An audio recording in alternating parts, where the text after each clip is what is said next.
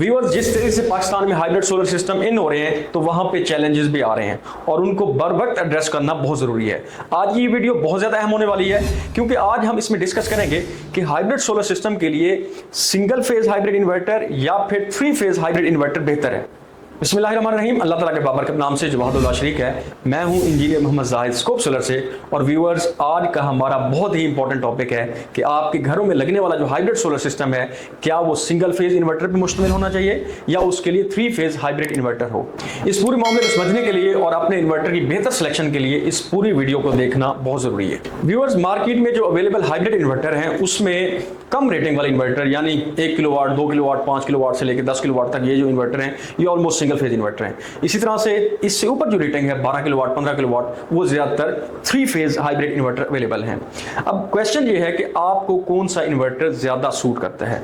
तो अगर आपका डोमेस्टिक का लोड खास तौर पे 10 किलोवाट तक है या इवन 12 किलोवाट तक है और आप 12 किलोवाट तक का इन्वर्टर लगा रहे हैं तो आपको जो इन्वर्टर ज्यादा सूट करता है वो है single phase inverter. Single phase hybrid inverter आपके लिए फिजिबल इसलिए रहेगा क्योंकि सिंगल फेज में आपके पास एक बड़ा पूल होगा, लाइक 10 किलोवाट है या 12 किलोवाट।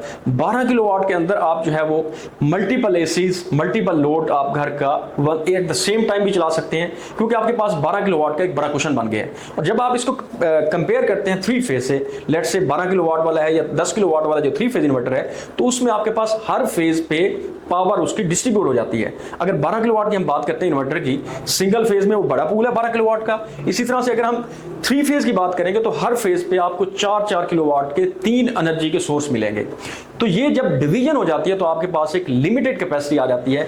हर फेज वाइज आपको जो है ना लोड को डिस्ट्रीब्यूट करना पड़ता है और उसको लेके चलना पड़ता है। आप एक फेज पे उसकी जो रेटिंग है बेसिकली जैसे 4 किलोवाट है, आप उससे ज्यादा नहीं डाल सकते। इसके पैरेलल जब आप 12 किलोवाट की बात करते हैं तो उस पर आप सारा load at the same time डाल सकते हैं और उसमें एक बड़ा कुशन होने के नाते आपका मल्टीपल लोड में आप प्ले कर सकते हैं। तो इसलिए अगर आप 12 किलोवाट तक जा रहे हैं या इससे कम है तो आपके सिस्टम के लिए, आपके घर के लिए सिंगल फेज इन्वर्टर आपको ज्यादा सूट करता है बजाय इसके कि आपका 3 फेज हो। हाँ, इससे अगर आप ऊपर जाते हैं तो आपको 15 किलोवाट है, 18 या इससे ऊपर भी है तो आपको 3 फेज वाला इन्वर्टर फिर आपके लिए वो भी बेनिफिशियल रहेगा क्योंकि उसमें आपको हर फेज पे कम से कम सफिशिएंट एनर्जी का सोर्स मिल जाता है। इसलिए कुछ सोसाइटीज भी हैं जैसे लाहौर में बहरिया टाउन है या बाकी कुछ डिस्कोज भी हैं जैसे फेस्को वगैरह है, तो ये बेसिकली 3 फेज मस्ट कर देती हैं क्योंकि इनके जो सिस्टम को सूट कर रहा होता है, जो ट्रांसफार्मर को सूट करता है वो है 3 फेज हाइब्रिड इन्वर्टर। तो अगर आपके घर के लिए सिलेक्शन करनी है तो आप सिंगल फेज इन्वर्टर पे हाइब्रिड पे जा सकते हैं और अगर आप सिस्टम को देखना है ओवरऑल जो वापडा का सिस्टम है ट्रांसमिशन का